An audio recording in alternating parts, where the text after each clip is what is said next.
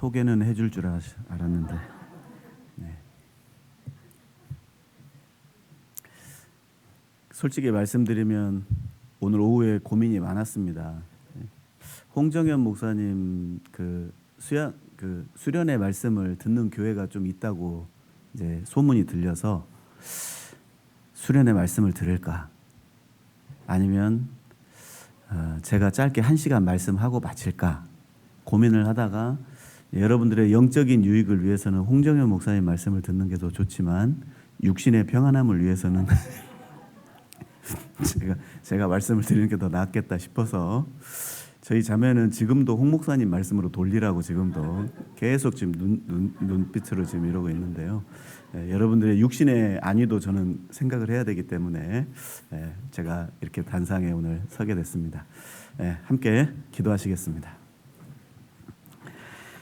우리를 언제나 사랑하시는 자비로우신 아버지 하나님, 감사합니다.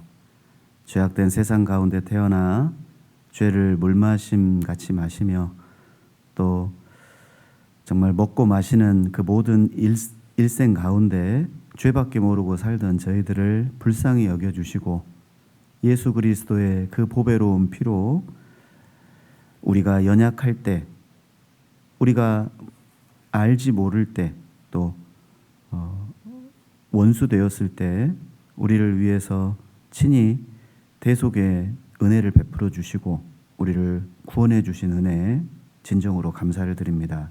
무익한 저희들을 또 주의 자녀 삼아 주시고 몸된 교회 안의 일꾼 삼아 주셔서 복음의 역사를 위해 함께 역사하는 자들로 삼아 주셔서 지금도 일생을 살며 또 주님 영광을 위해, 복음을 위해 살아갈 수 있도록 기회 주심도 감사합니다. 이제 어느덧 2025년 마지막 날을 보내고 있습니다.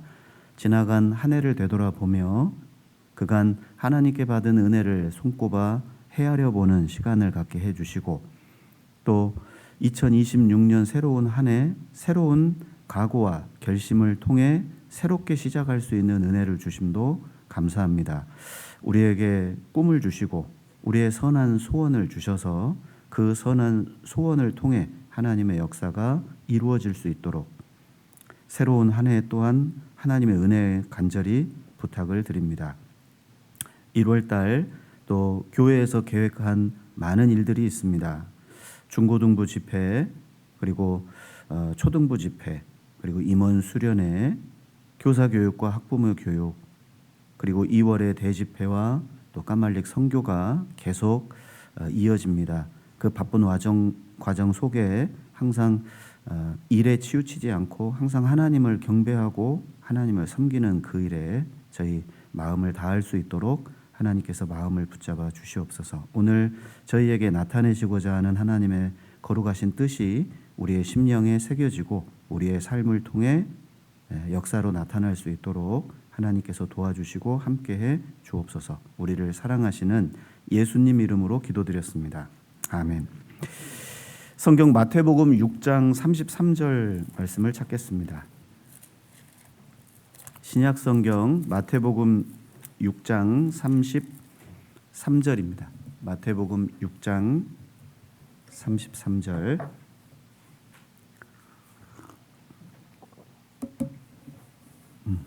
신약 성경 9페이지입니다. 찾으셨으면 함께 읽어보겠습니다. 너희는 먼저 그의 나라와 그의 의를 구하라. 그리하면 이 모든 것을 너희에게 더하시리라. 모든 일에는 순서가 있습니다. 단추를 꿰 때도 순서를 제대로 꿰지 않으면 나중에 다 깨고 나서 다시 다 풀어 헤치고 처음부터 다시 해야 되는 일들이 많죠. 공장에서 물건을 생산하는 과정 속에 공정이 까다롭다고 생략해버리면 완성품을 기대하기란 어렵습니다. 건축을 할 때도 기초공사가 있고 그리고 내외장재, 전기, 설비 이 모든 것들이 순서적인 공정을 따라야 집이 완공이 되는데 복잡하다고 해서 제멋대로 순서를 뒤바꿔버리면 곤란해지겠죠. 이제 농사를 지을 때도 마찬가지입니다. 이 묵은 땅을 곱게 갈아서 그리고 두엄도 좀 주고 비료도 좀 줘서 땅을 촉촉하게 한 후에 씨를 뿌려야지 무턱대고 그냥 씨를 뿌려대면 열매를 기대하기가 어렵습니다. 우리는 생활 가운데 모든 일에는 올바른 순서가 있고 우선순위가 있다는 걸 누가 가르쳐 주지 않아도 잘 알고 있습니다. 하지만 이제 구원받은 이후에 우리의 그리스도인의 삶 속에 우선순위가 있다.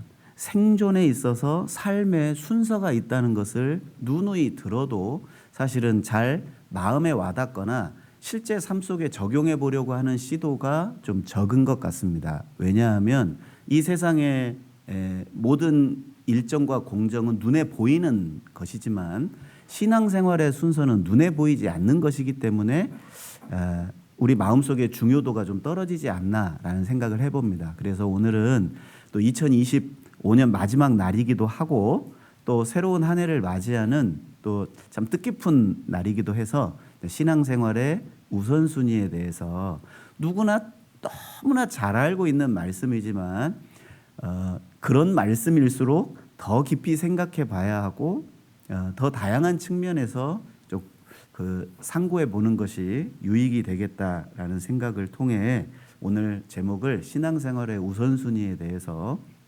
잠깐 교훈을 나눠보고자 합니다. 이제 생활에서 이제 우선순위라는 단어를 한번 찾아보니까요, 더 중요한 것을 먼저 하는 것이라고 이렇게 정의를 내릴 수 있습니다. 구원받은 그리스도인에게 적용해 보면 더 사랑하는 것, 그리고 내 마음에 가장 중요하게 여기는 것, 그것을 먼저 하는 것, 이것이 이제 우선순위라고 할 수 있습니다. 과연 내 마음을 가장 먼저 끌어당기는 것이 무엇인지, 아침에 이제 일어났을 때, 그리고 직장에 갔을 때, 학교에 갔을 때, 그리고 교회에 왔을 때 나에게 있어서 내 생각과 마음과 행동을 끌어당기는 가장 먼저의 우선순위는 무엇인가 스스로에게 질문을 한번 던져봤으면 좋겠습니다. 사실 우리가 사랑하는 것, 그리고 우리가 중요하게 여기는 것을 사실 사람은 섬기고 삽니다. 그러니까 예수님도 이 돈과 하나님은 겸하여 섬길 수 없다는 말씀을 하셨거든요. 그러니까 이 물질의 마음을 빼앗기고 쾌락의 마음이 빼앗기고 이 세상의 명예와 성공, 부 이런 모든 세상적인 것에 마음이 빼앗기는 사람들은 사실 그것을 쫓아서 얻으려고 사는 게 아니라 사실 그것의 노예가 되어서 그것들을 섬기면서 사는 삶이 되거든요. 그러니까 완전히 일의 우선순위가 자기가 좋아하고 추구하고 사랑하는 것들을 먼저 하게 돼 있는 겁니다. 과연 구원받은 그리스도인에게 있어서 가장 중요하게 생각을 해야 할 것, 가장 사랑해야 할 것, 그리고 가장 먼저 해야 될 것, 이것을 바르게 조정하고 살아간다면 새로운 한 해가 올해보다는 좀 더 살만한 한 해가 되지 않을까. 좀 더 하나님이 주시고자 하는, 그리하면 이 모든 것을 너희에게 더하시리라는 약속처럼 내가 무엇인가를 노력해서 얻으려고 하는 인생이 아닌 하나님과의 관계 속에서 하나님의 축복으로 그 모든 것을 얻고 누리는 인생이 된다면 훨씬 더 건강하고 훨씬 더 편안한 한 해가 되지 않을까, 이런 생각을 해봤습니다. 여기 마태복음 6장 33절은 바로 먼저라는 글귀에 방점을 한번 찍어보겠습니다. 너희는 먼저 그의 나라와 그의 의를 구하라. 그리하면 이 모든 것을 너희에게 더하시리라. 이전에 한번 마태복음 6장에 염려하지 말라는 주제로 주일 설교를 한번 드린 적이 있습니다. 그때 결과론적으로 33절을 잠깐 다룬 적이 있는데요. 이 말씀은 앞에 무엇을 먹을까, 무엇을 마실까, 무엇을 입을까, 자, 이것은 하나님의 자녀로서 염려하고 근심해야 될 것이 아니라고 예수님이 가르치고 계십니다. 그런데 사람들은 생존의 우선순위 때문에 그러면 나보고 굶어 죽으라는 거냐, 그럼 나보고 경제활동을 하지 말라는 거냐, 예수님은 하지 말라고 하신 적은 없어요. 단지 순서만 바꾸라고 우리에게 권유하고 계시는 겁니다. 먼저 그의 나라와 그의 의를 구하라. 사실 이것은 어떤 일을 행하거나 어떤 역사를 우리에게 요구하는 것이 아닙니다. 먼저 하나님과의 관계의 우선순위, 하나님을 가장 내 삶의 우선순위, 하나님을 내가 가장 사랑하는 분으로, 그리고 내가 가장 가치 있게 두는 것이 하나님과 관계되고 주님과 관계되고 교회와 관계되고 복음과 관계된 것을 두라는 그런 이제 그 메시지를 전달하고 있습니다. 그렇게 하면 그리고 뒤에 이루어질 것은 순종에 따른 축복을 약속해 주신 거거든요. 그러면 너희가 먹을 거, 입을 거, 마실 거 내가 책임져 줄게. 광야 40년을 한번 생각해 보세요. 이스라엘 백성들은 걱정할 게 1도 없었습니다. 그런데 그들의 40년의 생애는 염려와 근심과 불평과 원망, 불신, 그것의 연속이었어요. 오죽했으면 민수기에 보면 너희가 광야에서 10번이나 내 말을 거역했다라고 나옵니다. 성경에서 10번은 꼭 10번 세는 분이 계세요. 꼭 10번이 아니라 처음 시작부터 끝까지 불신앙의 연속이었다는 겁니다. 그러니까 하나님의 인자와 이 하나님의 오래 참으심을 보려면 그들의 광야 40년의 여정을 들여다보면 돼요. 한번 생각해 보죠. 광야에서 홍해를 건너갔는데 모세와 아론이 계산기를 두드리는 거예요. 이 200만 명 먹이려면 하루에 양식이 얼마나 있어야 될까? 야, 애굽에서 씨앗 가지고 왔냐? 안 가져왔어요. 무교병만 가져왔거든. 계산이 안 되는 거잖아요. 광야에서는 농사를 지을 수도 없고 그 농사를 지은들 거기에서 생산을 하려면 1년을 기다려야 되는데 도대체 그들이 가지고 나온 금, 은, 보석을 가지고 며칠을 버틸 수 있겠어요? 광야에서. 불가능한 거예요. 그런데 놀랍게 하늘에서 양식을 하나님이 내려주시는 거예요. 매일 그것도. 물 없다고 하니까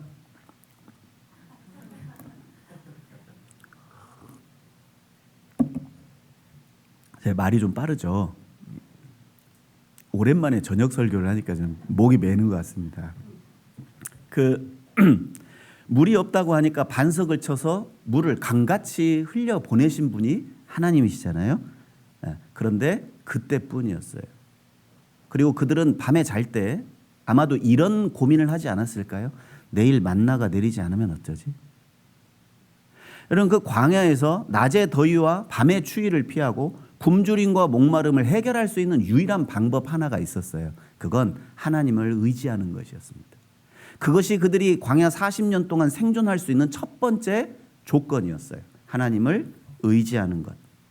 어떤 계산기를 두드려도 계산할 수 없는 거주가 불가능한 곳이 바로 광야였기 때문에 그렇습니다. 광야에서 생존할 수 있는 첫 번째 순서는 하나님을 의지하는 것이었어요. 그 생존의 순서를 뒤바꾸면 이 땅을 광야처럼 살아가는 우리 그리스도인들에게도 동일하게 적용을 시킬 수 있습니다. 이 땅에서도 우리가 살 수 있는 조건은 통장에 잔고가 있어서 먹을 양식이 있어서 사업이 잘 돼서 결코 아닙니다. 사실 잠언 23장에 하늘에 나는 독수리처럼 날개를 내어 날아갈 거라고 말씀하셨거든요.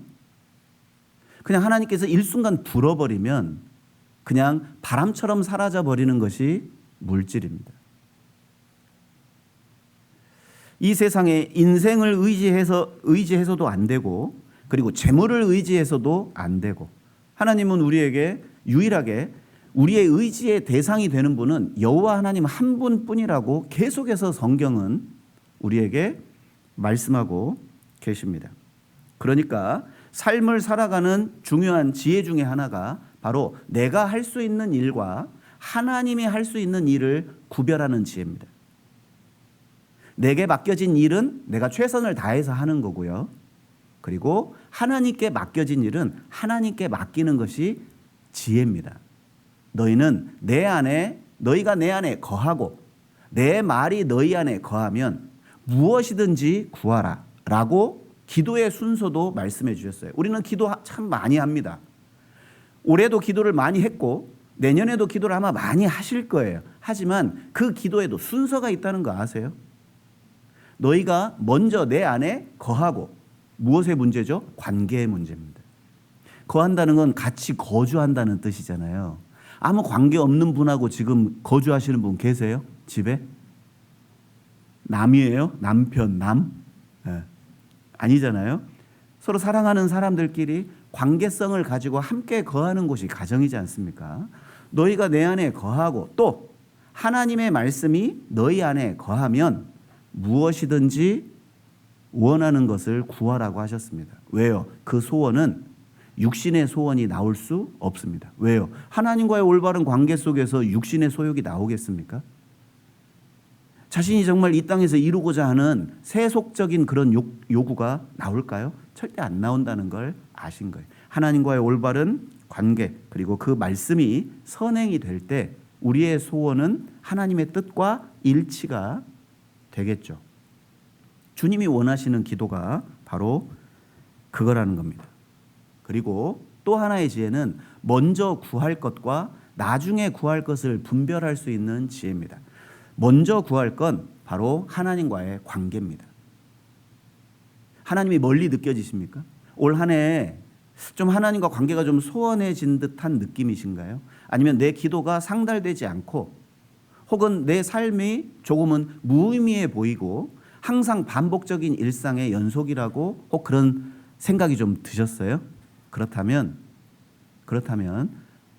혹 내가 먼저 구할 것과 나중에 구할 것을 혼동하고 있지는 않는지 한번 내 자신을 살펴볼 필요가 있다는 겁니다. 그래서 여기 마태복음 6장 33절을 통해서 우리가 생각해 보면 먼저 우리가 해야 할 일, 먼저 구해야 할 일, 그리고 나중에 구하고 나중에 해야 할 일을 분별하는 것이 우리 신앙인에 있어서 굉장히 중요한 지혜 중에 하나라고 할 수 있습니다. 하나님과 그분의 일이 가장 우선순위며 가장 중요하게 여기는 것, 그것이 사실 우리에게 있어서 우리가 행할 수 있는 가장 선한 일이라고 말할 수 있습니다. 하나님께 우리가 할 수 있는 가장 최고의 선, 바로 그분의 나라와 그분의 의를 먼저 구하고 기꺼이 겸손히 그분의 일을 그분께 맡겨드리는 것이 당연한 수순이다라고 생각됩니다. 예수께서 예루살렘에 입성해서 이제 십자가에 달리시고 제3일에 죽으실 것을 제자들에게 3번이나 강조하면서 가르치셨어요. 그때 베드로가 이런 말을 합니다. 주님께 결코 그런 일이 있어서는 안 됩니다. 방금 전까지 주는 그리스도시요 살아계신 하나님의 아들이다라고 고백했던 그의 신앙의 고백을 칭찬하신 주님께서 그 베드로에게 그 자리에서 그 잠시 후 사탄이라고 불렀습니다. 사탄아 물러가라. 너는 나를 넘어지게 하는 자로다. 내가 하나님의 일을 생각지 아니하고 사람의 일을 생각했다. 하나님의 일이 있고 사람의 일이 있다고 성경은 계속 말씀하고 계십니다. 자, 성경의 한 좋은 인물, 생존의 순서를 바로잡아서 아버지의 그늘을 벗어나 독립된 신앙인으로서 독립한 한 사람을 소개해 드리겠습니다. 그의 이름은 이삭입니다. 이삭은 믿음의 조상 아브라함을 아버지로 뒀습니다. 오늘날 부모가 목사거나 집사거나 교회 일꾼들의 자녀들이 있습니다. 참 큰 혜택을 받고 자란 거죠. 왜? 바로 그 부모님 덕에 태어나면서부터 자연스럽게 하나님을 알게 되고 하나님의 사랑을 입게 되고 그리고 하나님의 말씀을 들었고 그리고 하나님의 은혜 안에 거할 수 있었잖아요. 당시 아브라함은 가는 곳마다 우물을 팠는데 하나님께서 그곳마다 파는 곳마다 물이 터져 나오도록 하나님이 도와주셨어요. 아브라함이 샘을 참 많이 팠습니다. 광야에서 우물은 생존 그 자체입니다. 생명의 근원입니다. 우물이 없으면 생존할 수가 없어요. 짐승을 키우기는커녕 사람이 거주하기도 어렵습니다. 그런데 아브라함이 파는 우물에는 여지없이 물이 터져 나왔어요. 그리고 아브라함이 이제 죽었습니다. 이삭에게 내가 너에게 유산을 주마. 제가 연기합니다. 지도를 하나 딱 펼쳐주고 내가 이곳에 우물을 봤거든. 가서 이 우물을 얻어라 하고 이게 보물 지도와 같은 거예요. 이삭에게는 양도 있죠. 보물도 있죠. 종들도 있죠. 그런데 우물이 없으면 한순간에 모든 게 다 사라져 버리는 거예요. 자, 그런데 문제는 이 블레셋 지역에 있는 아비멜렉이라는 왕과 그 군대 장관과 그의 종들이 시샘하는 겁니다. 이삭이 가서 우물을 파는 곳마다 아버지가 팠던 우물들을 파는데 물이 펄펄 쏟아지는 거예요. 자신들이 사는 지경인데 쫓아냅니다. 이건 우리 땅이에요. 이삭이 군말 없이 자리를 양보해요. 다시 아버지가 팠던 우물을 가서 우물을 파는데 물이 솟아납니다. 또 와서 쫓아내요. 그냥 양보합니다. 제가 창세기 26장을 읽어보면 이삭은 참 배알도 없다 이 생각이 좀 들어요. 한 번이라도 내 아버지 이삭이 팠다. 그 소유권을 주장할 만도 한데 양보를 합니다. 아마 이삭의 이름과도 연관이 있는 것 같아요. 그냥 웃어요. 달라 하면 그냥 웃지요. 이삭은 웃음이라는 뜻입니다.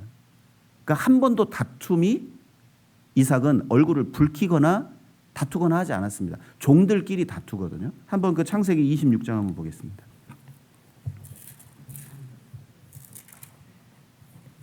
창세기 26장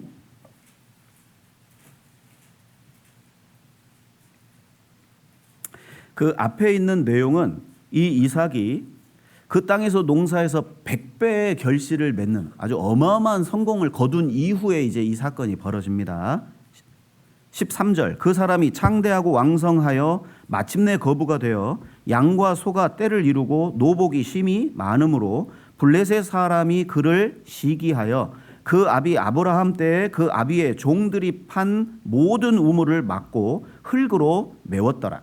그 블레셋 땅에 있는 모든 우물을 다 막아버렸습니다. 16절 아비멜렉이 이삭에게 이르되 네가 우리보다 크게 강성한즉 우리를 떠나가라.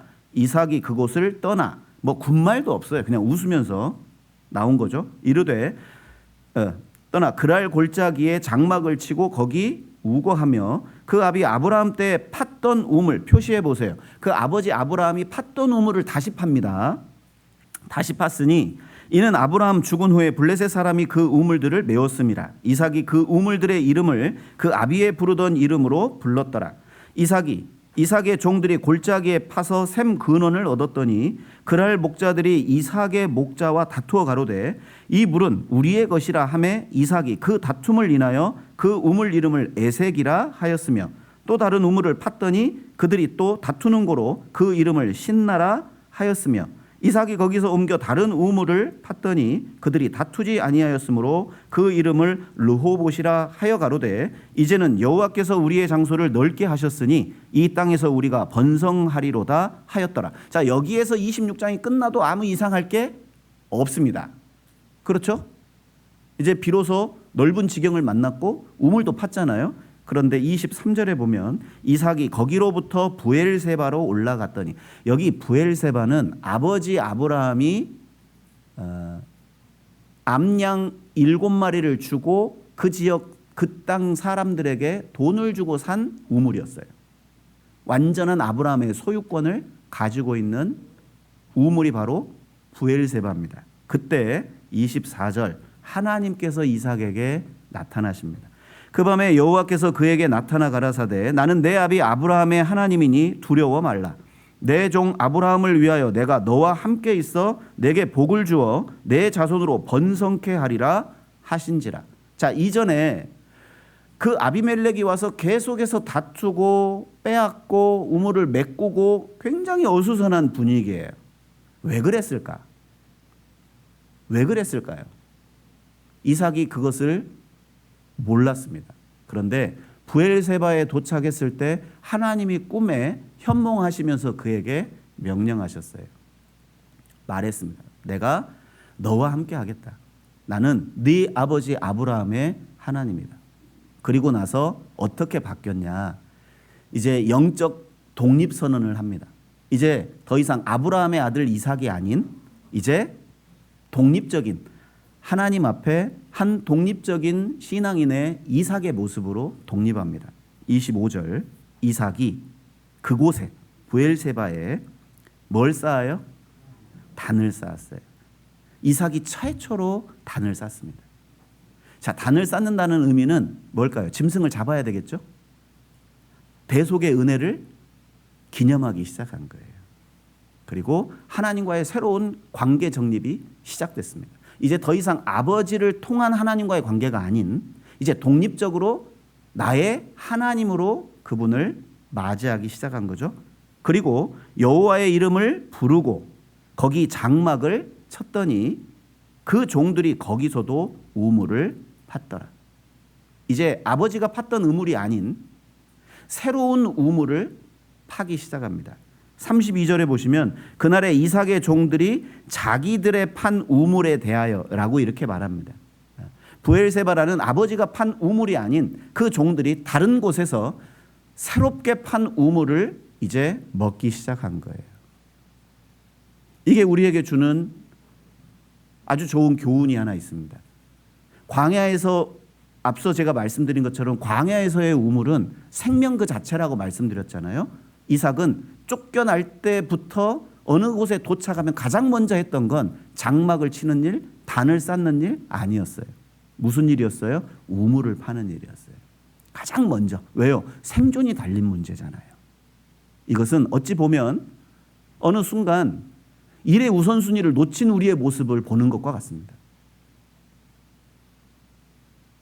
여러분, 성경에서 우물이라면 구원을 상징하기도 하고 우물은 위로를 상징하기도 하고 기쁨을 상징하기도 합니다. 생명을 상징하기도 하죠. 우리도 인생을 살면서 하나님이 필요할 때마다 우리 인생의 곳곳에 우물을 준비해 주세요. 우리는 구원의 우물에서 흡족한 구원의 은혜를 입기도 하고 때로는 기쁨의 우물에서 위로의 우물에서 뭔가 갈급함을 느낄 때 해갈의 우물에서 우리의 인생의 문제를 해결해 주시는 곳이 우물입니다. 마치 그것처럼 나의 수단과 방법을 통해서 이 문제를 해결하기 위해 우리는 먼저 나의 지혜와 나의 방식을 추구합니다. 그런데 하나님은 No! 그것은 생존의 순서가 아니라고 말씀해 주고 계시는 거예요. 이삭은 비로소 그 사실을 깨닫게 됩니다. 그렇구나. 그걸 못 깨달으시면 아마 1년이고 10년이고 하나님 뺑뺑이를 돌리실 거예요. 광야에서요. 아직도 10년 전과 변함없는 나, 1년 전과 변함없는 나의 모습을 혹시 보고 계신다면 이건 상황이 불리해서가 아니에요. 상황이 안 좋아서, 환경이 안 좋아서, 내 재능이 부족해서, 물질이 없어서, 재능이 없어서가 아니라 그 생존의 순서가 잘못된 거예요. 그것을 바로 잡으면 모든 것이 원상태로 되돌아가게 되어 있습니다. 그리고 우리는 그곳에서 단을 쌓고 여호와의 이름을 부르겠죠. 그리고 하나님의 축복을 누리면서 그 약속, 그리하면이라는 그 약속을 우리는 하나하나 배워가고 느끼고 경험하면서 살아가게 될 겁니다. 가장 중요한 건 하나님과의 관계입니다. 이삭이 그것을 깨닫게 된 거죠. 그리고 생존에 있어서 가장 우선순위는 하나님과의 관계, 하나님을 의지하는 것이라고 제가 말씀을 드렸습니다. 그 순서를 절대 뒤바꾸면 안 됩니다. 누가복음 16장에 보면 부자와 나사로 이야기가 나옵니다. 그 내용을 보면 순서를 지키지 않아서 망한 사람이 한 사람 나오고 순서를 고수해서 축복을 받은 한 사람이 나옵니다. 자, 왜 우리는 이 땅에 있는 것보다 보이지 않는 하나님의 나라와 그분의 의를 구하는 하나님과의 관계의 우선순위의 삶을 살아야 될까요? 바로 이 땅의 삶은 현세적이고 잠깐이고 제한적이고 물질적이에요. 그런데 하나님과의 관계는 금생과 내생의 약속이 있습니다. 영원한 거예요. 영원성이 있어요.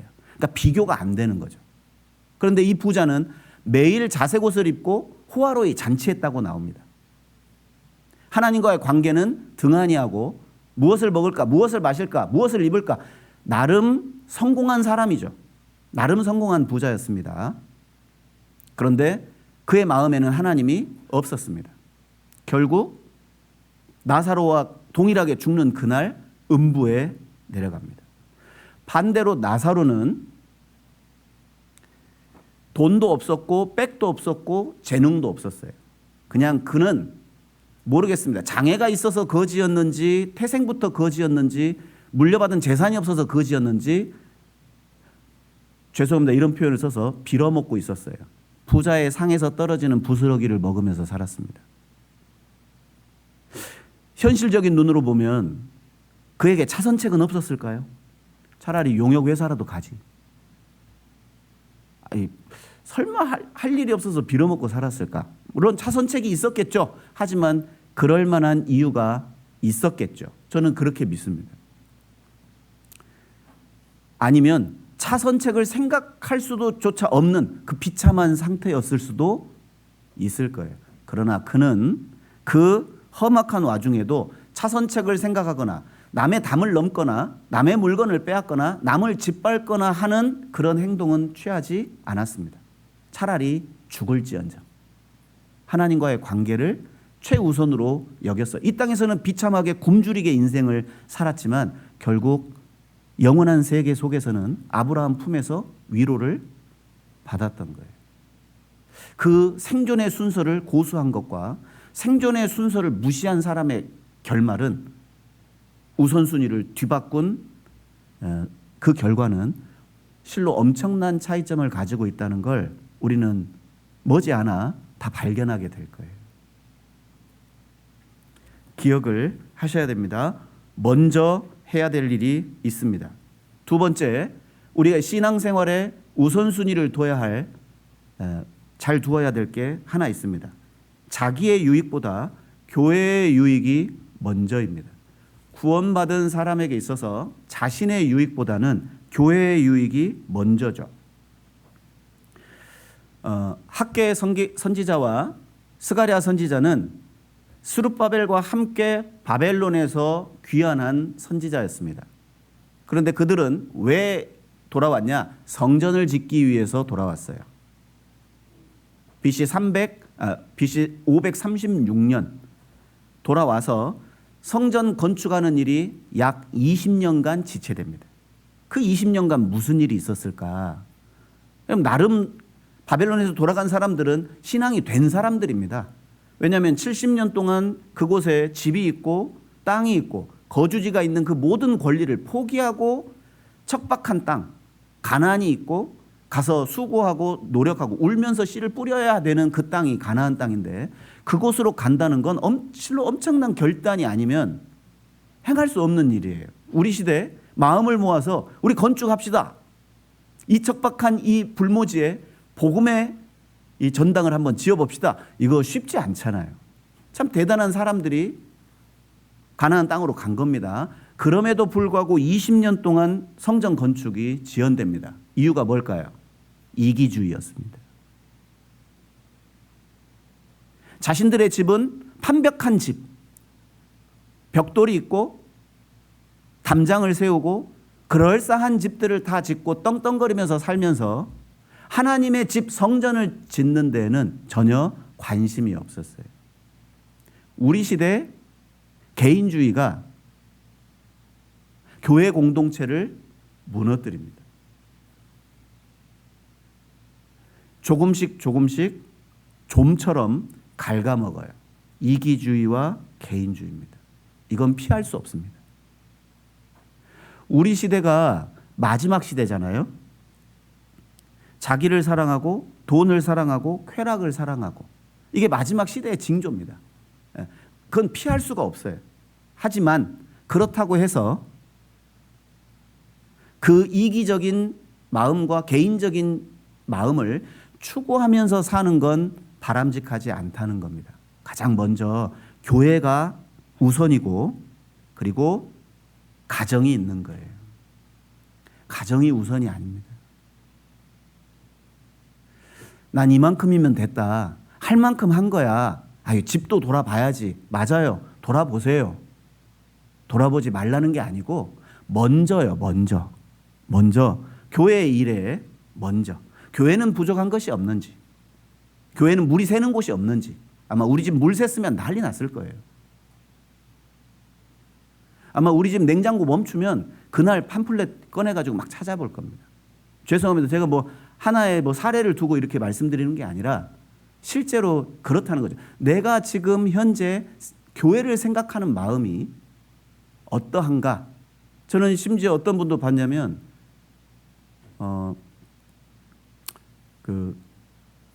자신이 이날 바쁘니까 이 모임을 좀 옮겼으면 좋겠다고. 왜 맨날 왜 이날만 하냐고 이러면서 교회 일정을 두고 그래서 제가 다 바꿔드렸습니다. 바꿔드렸어요. 하지만 그 일정에 먼저 자신의 일정을 한번 맞춰보려는 노력은 해보시는 게 좋지 않을까. 그리고 나서 정말 해봤는데요, 목사님. 이날은 꼭 제가 이래야 될 겁니다. 이거하고 꼭 어긋날 맨날 그날만 이렇게 모임한다고. 그거하고는 좀 완전히 다르잖아요. 학계 선지자는 그들의 죄를 지적합니다. 너희가 오늘날 그 판벽한 집에 거하면서 이 여호와의 전을 건축하지 않는 것이 정말 합당하냐? 한번 찾아보겠습니다. 학개서 1장입니다.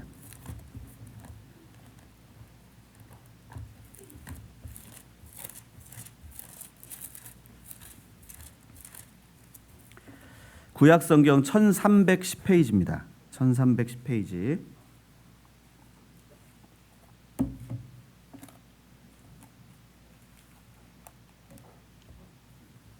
3절입니다. 3절. 여호와의 말씀이 선지자 학개에게 임하여 가라사대 이 전이 황무하였거늘 너희가 이때 판벽한 집에 거하는 것이 가하냐. 그러므로 이제 나 만군의 여호와가 말하노니 너희는 자기의 소위를 살펴볼지니라. 여러분 성경에 하나님 당신께서 하나님 자신을 소개할 때 만군의 여호와라고 표현할 때가 가장 두려울 때입니다. 사실은 이 만군의 여호와, 그러니까 모든 천군의 여호와라는 뜻이거든요. 그러니까 주로 심판을 경고하거나 그리고 하나님의 어미하심을 드러낼 때 쓰시던 표현이 만군의 여호와입니다. 이렇게 말합니다. 여기 9절 보시죠. 너희가 많은 것을 바랐으나 도리어 적었고 너희가 그것을 집으로 가져갔으나 내가 불어버렸느니라. 나 만군의 여호와가 말하노라. 이것이 무슨 연고뇨? 내 집은 황무하였으되 너희는 각각 자기의 집에 빨랐음이니라. 여러분 우리가 영화롭게 되고 우리 가정이 축복받고 우리 자녀들이 잘 되는 이유, 우리 가정이 잘 되고 우리의 복음의 사업이 잘 되는 이유는 먼저입니다. 먼저 그 우선순위가 되지 않으면 그 축복을 누리기가 어려울 거예요. 과연 나의 마음은 교회에 와 있는가? 교회에 지금 건축하고 있는데 지금 3층 공사하고 있는데 얼만큼의 관심을 가지고 있는가? 혹 나는 그 일에 대해 기도하고 있는가? 잘 되고 있는가?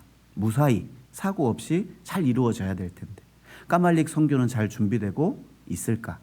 그리고 누구는 지금 이제 병원에 입원해 계시는데 퇴원은 언제쯤 하실까? 우리 구역에 이런 어려움이 있는 가정이 있는데 내가 혹 마음으로라도 기도라도 좀 도와줄 일은 없을까? 나의 마음은 과연 어디에 있을까? 교회에 있겠죠?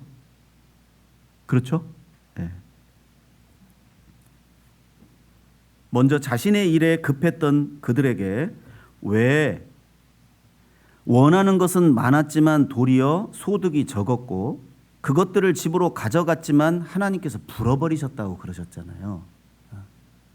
많이 버는 게 중요한 게 아니라니까요. 조금 벌어도 적게 쓰게 만드는 게 낫습니다. 많이 벌고 많이 나가는 것보다 적게 벌고 적게 나가는 것이요 훨씬 나아요. 제가 예전에 들었습니다. 어떤 자매님이 월급을 딱 받고 이제 자기가 이제 원하는 어떤 이제 물건을 사려고 이제 11조를 못 한 거예요. 이제 11조를 못 하고 이건 11조를 하면 살 수가 없어요. 급하고 꼭 사고 싶고 그래서 이제 지하철을 이제 딱 타고 가는데 쓰리를 당한 거예요. 쓰리꾼 예전엔 쓰리꾼 많았잖아요. 그때 당시에 70여만 원이면 지금 한 200만 원 정도 할 그때였거든요. 그러면서 그 자매님이 막 울고불고 한 게 아니라 교제에 나오셔서 웃으면서 제가 그러면 안 되는 거였는데 제가 그 물건의 욕심에 눈이 멀어서 그만 하나님의 것을 도적질하고 말았다고. 이 학개서 말씀을 딱 떠올리면서 간증했던 게 기억이 납니다. 그때 그 자매님이 읽었던 말씀이 이겁니다. 6절에 너희가 많이 뿌릴지라도 수입이 적으며 먹을지라도 배부르지 못하며 마실지라도 흡족하지 못하며 입어도 따뜻하지 못하며 일꾼이 삭슬 받아도 그것을 구멍 뚫어진 전대에 넣음이 되느니라. 만군의 여호와가 말하노니 너희는 자기의 소유를 살펴볼지니라. 그러니까 너무 부끄러웠다는 거예요. 이 말씀을 이제 보면서요. 왜 하나님은 나의 기도에 응답을 하지 않으실까? 아니요, 응답했을 거예요. 그 받은 은혜가 구멍 뚫린 전대로 살살 흘러 떠내려갔을 뿐입니다.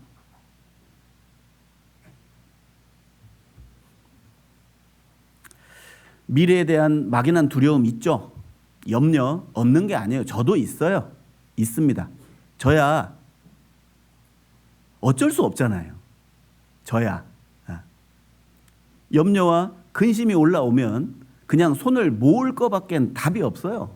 나올 그 문제가 해결될 여지가 없습니다. 저는. 그러니까 저는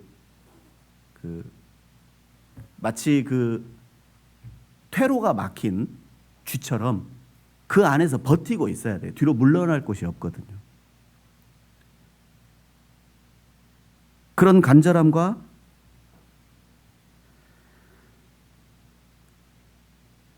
현실의 그런 암울함과 불안 그리고 걱정 시시때때로 불안과 두려움이 저도 옵니다. 저도 인생이니까요. 저도 똑같은 사람이잖아요.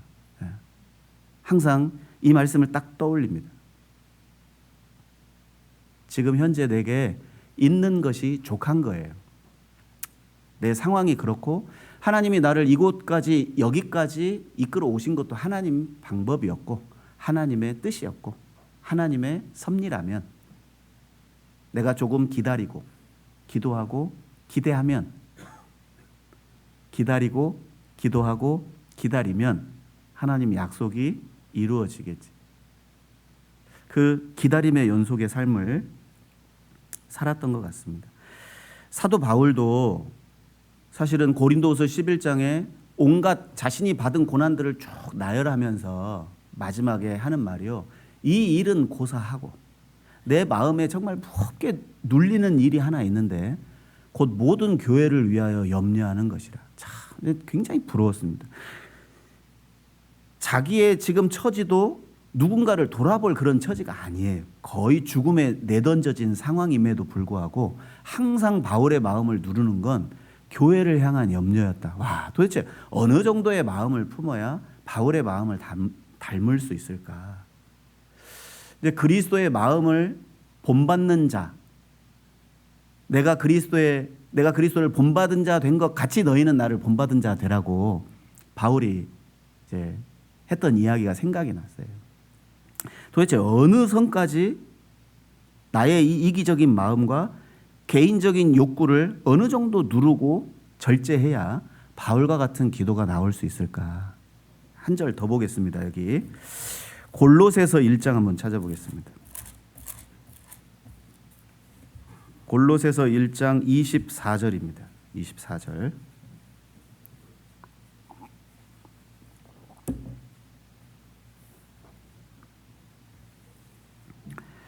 이 말씀은 같이 읽어보겠습니다. 내가 이제 너희를 위하여 받는 괴로움을 기뻐하고 그리스도의 남은 고난을 그의 몸된 교회를 위하여 내 육체에 채우노라.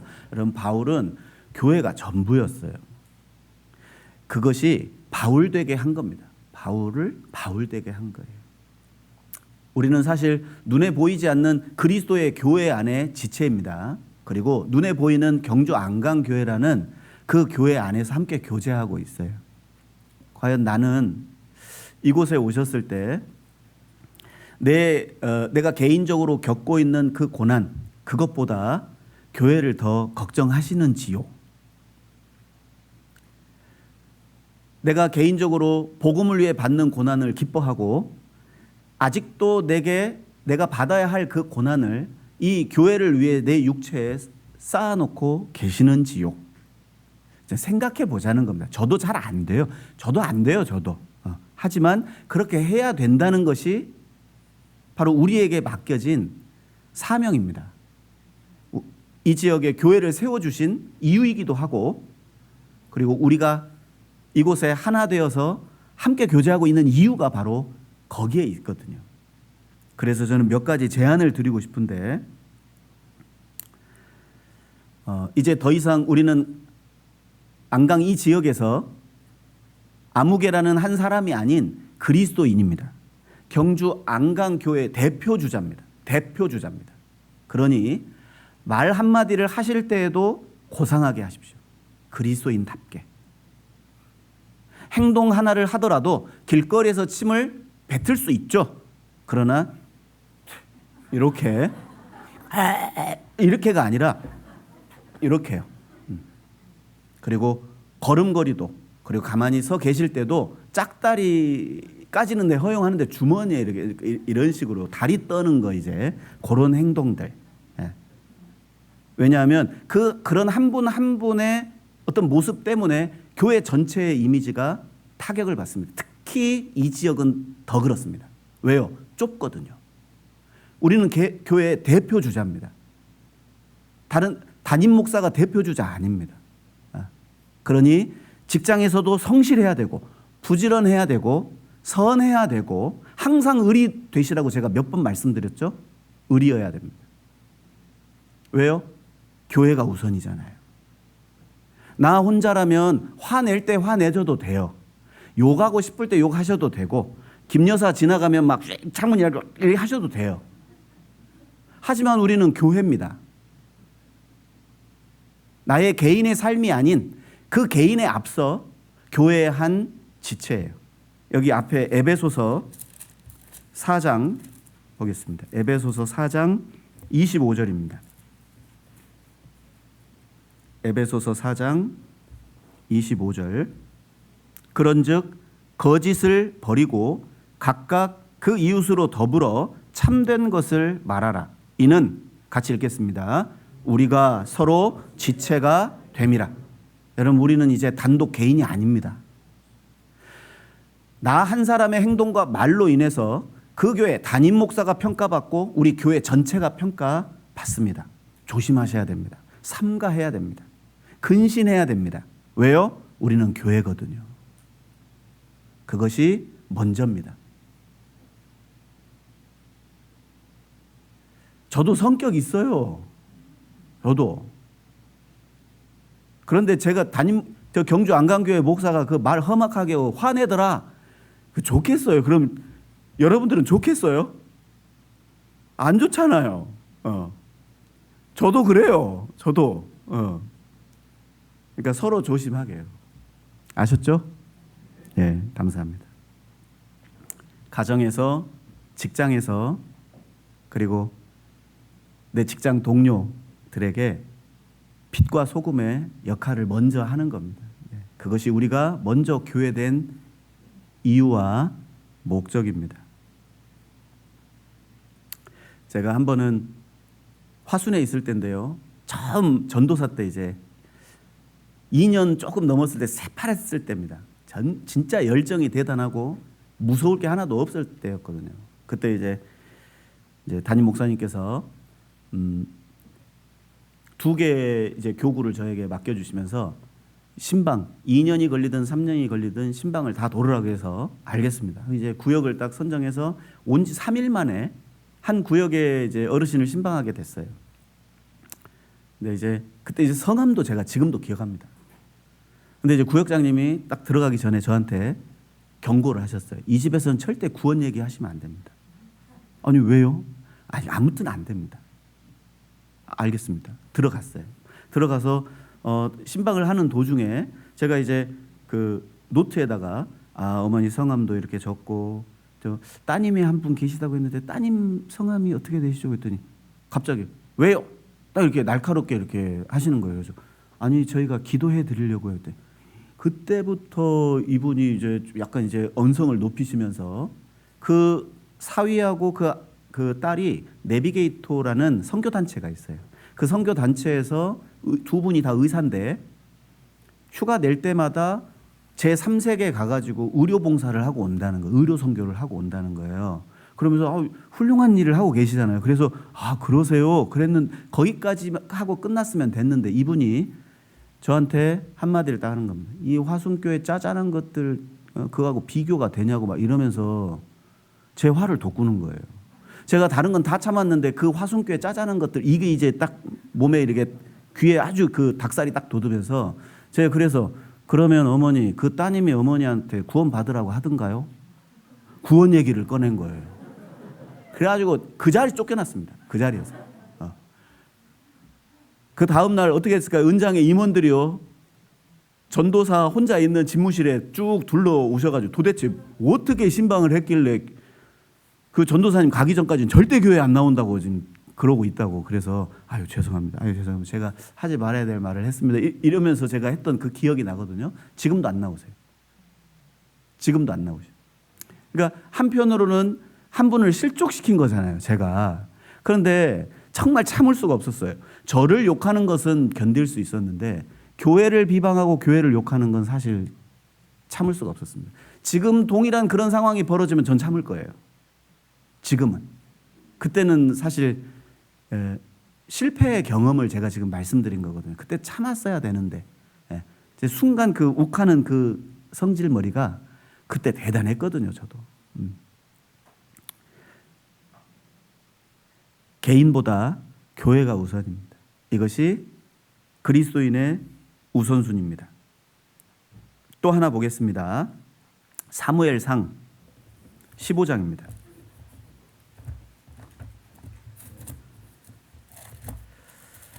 사무엘상 15장 22절 23절입니다. 22절 23절 사무엘이 가로되 여호와께서 번제와 다른 제사를 그 목소리에 순종하는 것을 좋아하심 같이 좋아하시겠나이까. 순종이 제사보다 낫고 듣는 것이 수양의 기름보다 나으니 이는 거역하는 것은 사술의 죄와 같고 완고한 것은 사신 우상에게 절하는 죄와 같음이라. 왕이 여호와의 말씀을 버렸으므로 여호와께서도 왕을 버려 왕이 되지 못하게 하셨나이다. 우리 너무 잘 아는 말씀이잖아요. 순종이 제사보다 낫다. 우선순위의 문제입니다. 여러분 그렇다고 제사하지 말라는 게 아닙니다. 맞죠? 제사도 예배도 해야 돼요. 하나님을 개인적으로 예배하는 건 맞습니다. 그러나 예배 전에 뭐가 먼저라고요? 순종이 먼저라고요.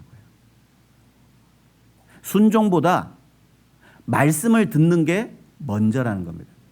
우리는 그 미세한 그 차이 때문에 신앙의 시행착오를 많이 겪는 거예요. 여기 한번 보겠습니다. 주님이 맡기신 것들을 드리기 전에 먼저 자신을 드리는 게 순서입니다.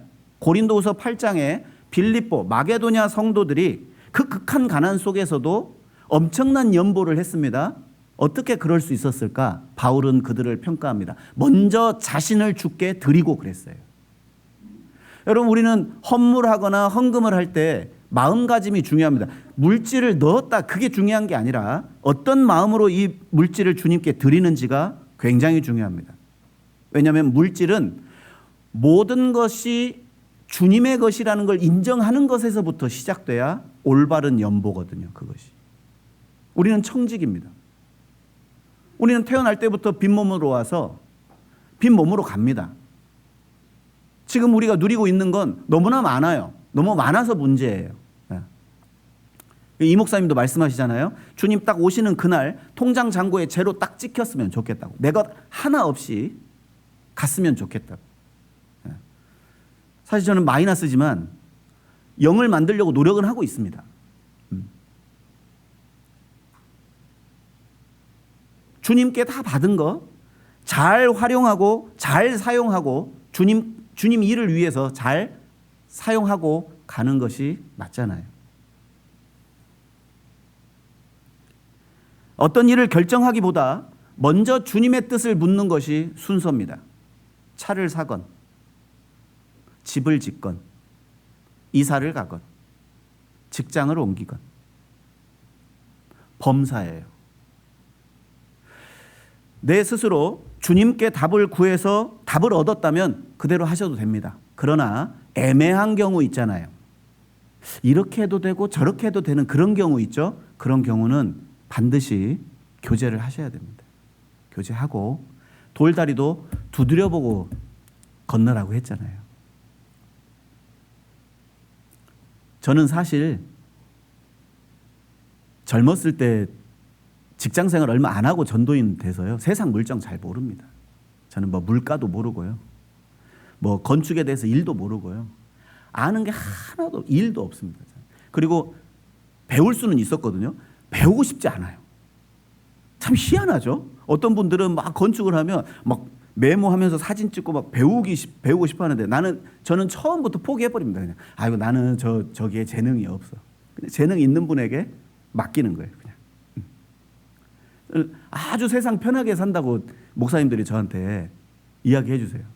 건축하시는 분들 목사님들 보면 막 머리가 막 쥐난다고 막 이러고 전도인 수련회 때 막 이야기해 주시거든요. 그러면 저는 왜 그런 걸 고민해요? 맡기면 되지. 전문가들한테 맡기면 되지. 그러니까 전혀 이제 교제가 안 되는 거죠. 대화가 이제 막혀버리는 거예요. 하지만 제가 어떤 기능적인 부분을 교제해 드리는 게 아닙니다. 어떤 마음가짐으로 그 일을 해야 하는지를 조언해 드리려고 하는 거예요.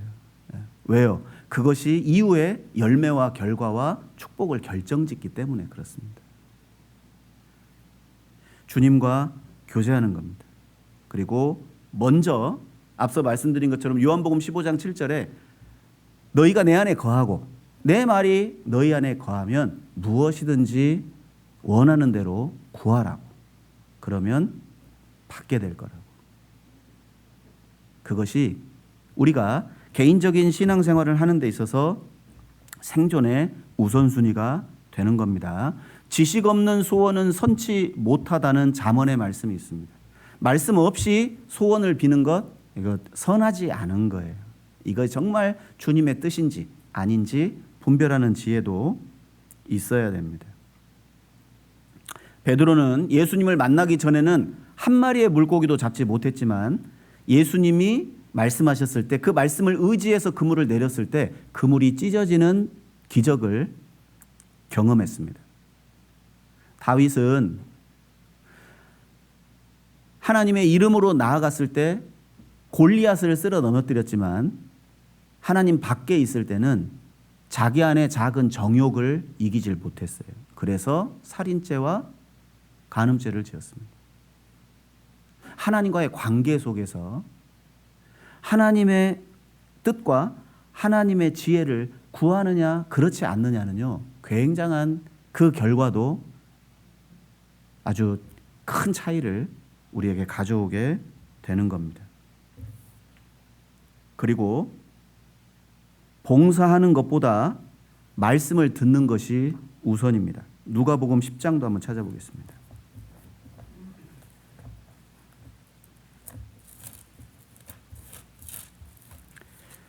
누가복음 10장 39절입니다. 39절.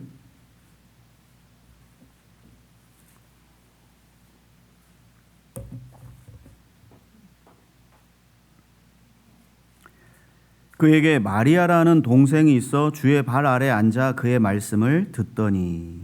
자, 여기 보면 마리아와 마르다가 나옵니다. 이 마리아는 향유를 깨서 주님께 드렸던 마리아입니다. 근데 그녀가 어떻게 그럴 수 있었을까? 그 마리아는 예수님 가장 가까이 팔 밑에서 말씀을 들었어요. 그 당시 제자들도 깨우치지 못했던 예수님의 죽으심을 믿었습니다. 아, 주님이 곧 떠나시는구나. 자기가 시집갈 때 쓰려고 준비했던 혼수 300데나리온을 가감 없이 그냥 향유에 투자해버렸습니다.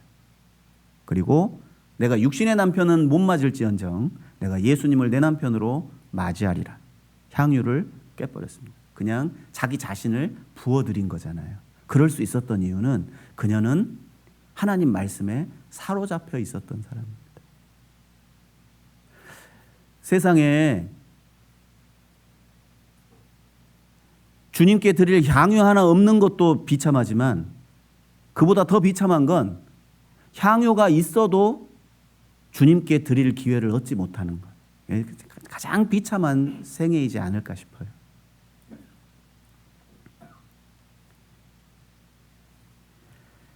마르다는 봉사에 바빴습니다. 그렇다고 해서 봉사하는 게 뒤로 미뤄진다는 건 아닙니다.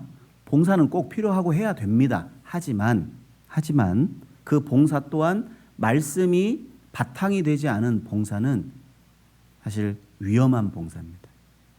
항상 흔들릴 수 있고 언제 미끄러질지 모르는 위험천만한 상태예요.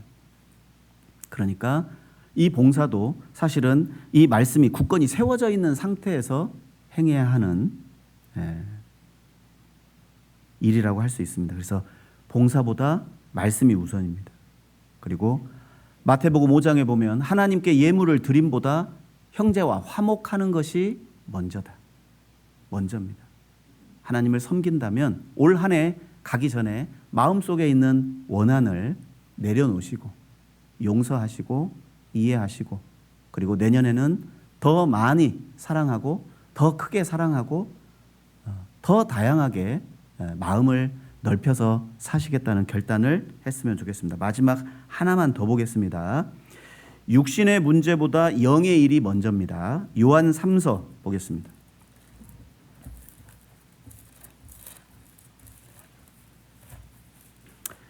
요한 3서 2절입니다. 요한 3서 2절.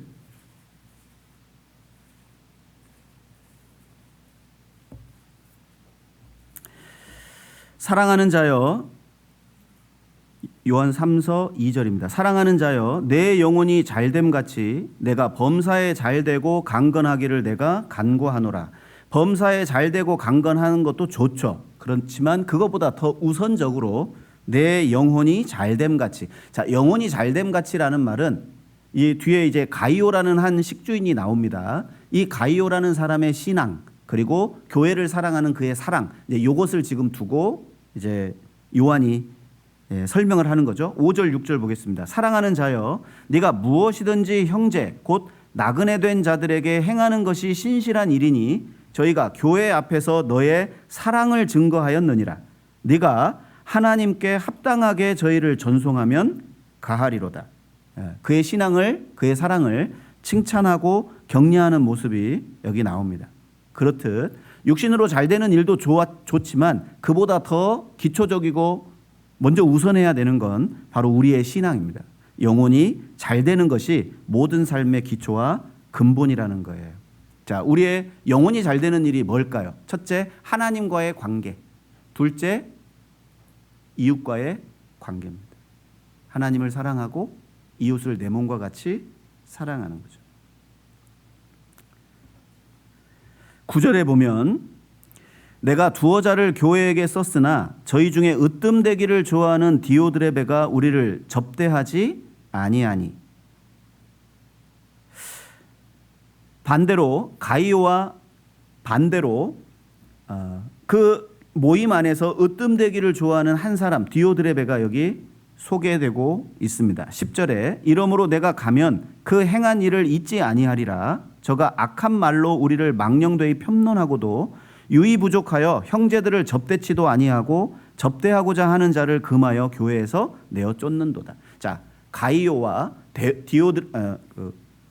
데메드리오, 가이오와 데메드리오는 그 나그네들을 접대하고 선대하고 그들을 전송하는 그 측의 사람들인데 여기 디오드레베라는 그 전혀 반대인 여기 형제가 여기 이제 등장하고 있습니다. 그러면 여기 가이오와 데메드리오는 어떤 사람들이냐? 그들은 교회 중심적인 사람들이고 복음 중심적인 사람들이고 그리고 11절에 보면 선행을 마다하지 않는 사람들입니다. 사랑하는 자여, 악한 것을 본받지 말고 선한 것을 본받으라. 선을 행하는 자는 하나님께 속하고 악을 행하는 자는 하나님을 배웁지 못하였느니라. 그래서 여기 12절 같이 읽어보시죠. 데메드리오는 무사람에게도 진리에게도 증거를 받았음에 우리도 증거하노니 너는 우리의 증거가 참된 줄을 아느니라. 그래서 아마 데메드리오를 칭찬했지만 그 배후에 가이오를 동시에 칭찬하는 말씀이기도 합니다. 그리고 15절에 보면 그의 희생과 그리고 그의 헌신을 이렇게 표현합니다. 평강이 내게 있을지어다. 여러 친구가 내게 문안하느니라. 너는 각 친구 명하에 문안하라. 여러 친구들이 있다라고 성경은 이렇게 밝히고 있습니다. 너의 영혼이 잘됨 같이, 물론 하나님의 말씀을 읽고 묵상하고 듣고 그리고 순종하고 교회 안에 교제와 기도와 전도, 선한 뜻을 분별하려면 가장 먼저 구원을 받는 게 먼저겠죠. 우리 영혼이 잘 되는 건 구원받는 게 가장 먼저입니다. 그리고 더 나아가서 올바르게 신앙의 우선순위를 정하고 삶의 올바른 방향을 정하고 나아가는 것이 우리의 영혼이 잘 되는 일입니다. 그리고 운동은 나중에 하셔도 되잖아요. 경건에 이르기를 연습하라는 그 말씀처럼 육체의 연습은 약간의 유익이 있긴 합니다만은 경건은 금생과 내생의 약속이 있다고 말씀하셨잖아요. 우리의 삶에 가장 우선순위에 둬야 할 것, 육신의 일을 앞세울 때 발생하는 문제점들이 많습니다. 이거 하나 보고 마치겠습니다. 시편 106편 보겠습니다. 시편 106편.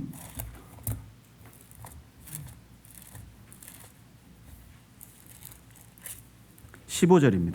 시편 106편 15절.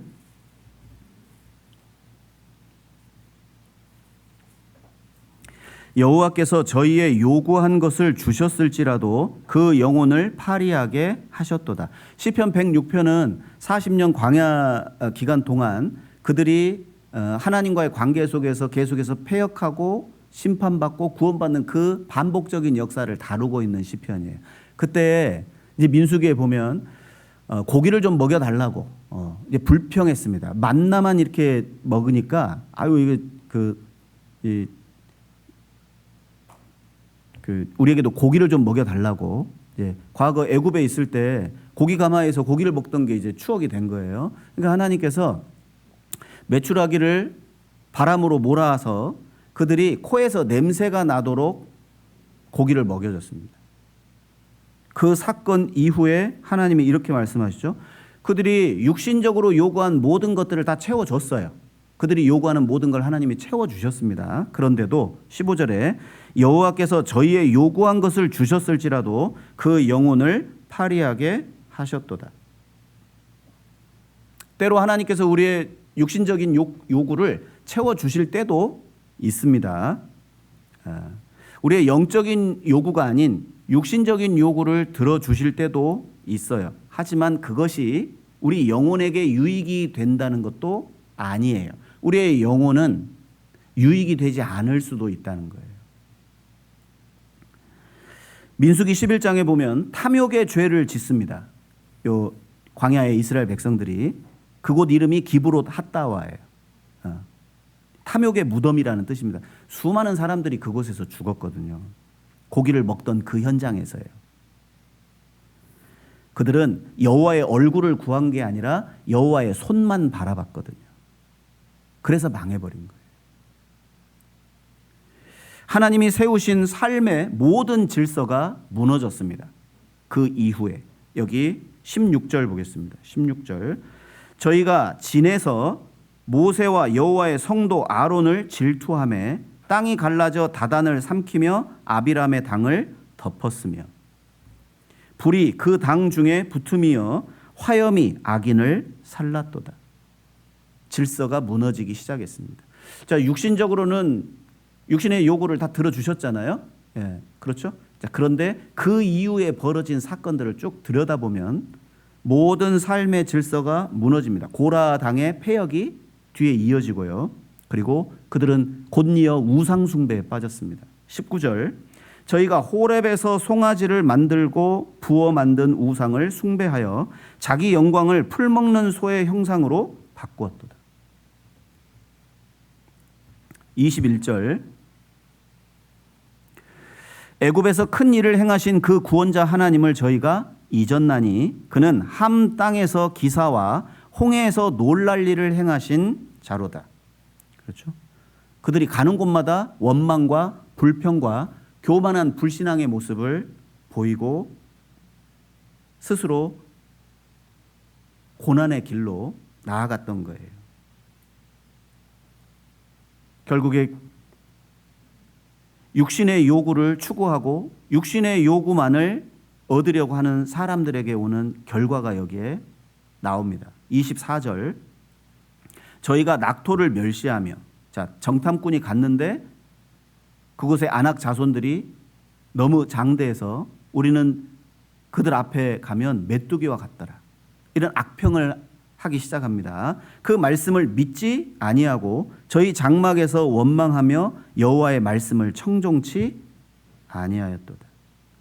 여러분, 결국에 우리 마음속에 내세의 소망을 퇴색시키고, 육신적으로 너무 잘 되잖아요. 그러면 내세의 소망이 줄어들게 돼 있어요. 이건 상관관계입니다.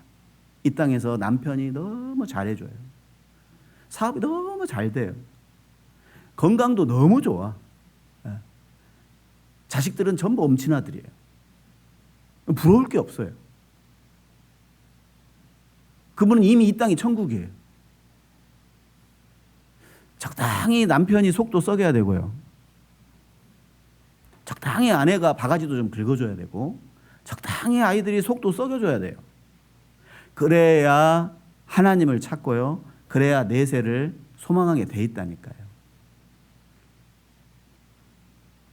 지나치게 너무 좋은 걸 많이 먹는 것도 좋지 않고요.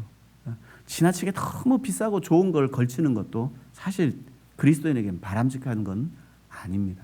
물론 수조 원을 가지고 계신 분이 뭐 입을 옷이 남대문에서 옷을 살 수는 없잖아요. 그런 분들이 이제 옷을 사는 건 좋지만 경우에 합당치 않은 것은 좀 피해야 됩니다. 그리고 26절, 이러므로 저가 맹세하시기를 저희로 광야에 엎드지게 하고 또 그 후손을 열방 중에 엎드러뜨리며 각지에 흩어지게 하리라 하셨도다. 하나님의 징계가 뒤따르게 됩니다. 여러분, 그 뒤에 이 시편 106편을 쭉 읽어보잖아요. 그러면 한 번의 육신의 요구가 어마어마한 결과를 초래했다는 걸 알게 되실 거예요. 물론 단 한 번의 실수가 그들을 그렇게 이끌어간 건 아닙니다. 끊임없이 회개하지 않고 끊임없이 육신의 요구를 해왔기 때문에 그렇거든요. 그러니까 먼저 2026년은 먹고 살아야 되죠. 저도 먹고 살아야 되고 다 먹고 살아야 됩니다. 그러나 그 생존의 우선순위가 먹고 사는 일이 아닌 먼저 하나님의 나라와 의가 되기를 바라는 마음에서 짤막하게 말씀을 좀 드려봤습니다. 중요한 말씀은 뒤에 있는데 시간이 없어서